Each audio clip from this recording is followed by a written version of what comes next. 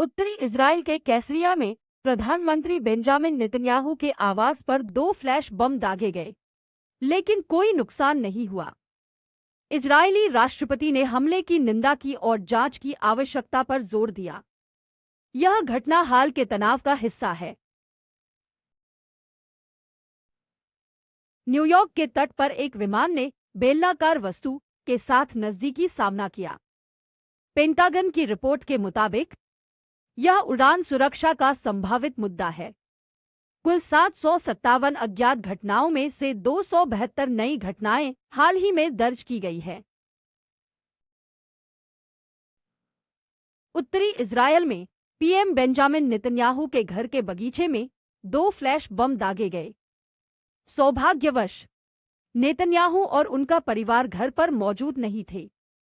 Israeli रक्षा मंत्री ने इसे गंभीर सुरक्षा उल्लंघन बताया है। चीन के जियांगसू प्रांत के वूशी शहर में एक युवक ने चाकू से हमला कर 8 लोगों की जान ले ली और 17 अन्य घायल कर दिए। आरोपी पूर्व छात्र है, जिसने परीक्षा में असफलता के बाद अपनी नाराजगी जाहिर की। घायलों का इलाज जारी है। स्पेसएक्स के एलन मस्क ने अर्थ टू अर्थ अंतरिक्ष यात्रा योजना को लेकर बड़ा ऐलान किया है।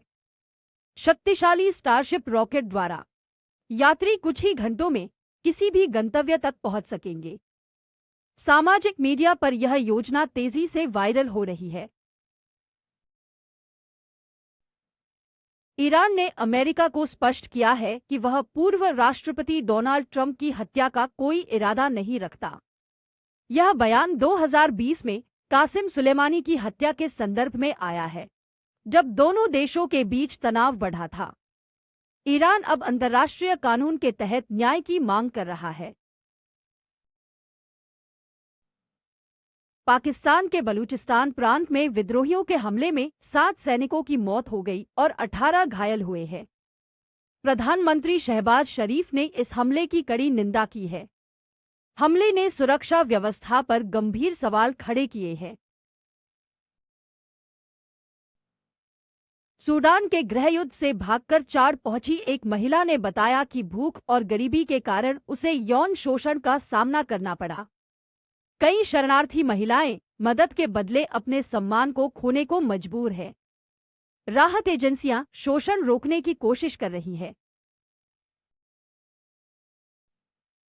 विशेषज्ञों के अनुसार दुनिया में 13,000 परमाणु बम हैं, जो मानव सभ्यता को नष्ट करने के लिए पर्याप्त हैं। अमेरिका और रूस के पास 90% परमाणु हथियार हैं। यदि इनमें से 1% भी इस्तेमाल हुए तो पृथ्वी पर जीवन समाप्त हो सकता है।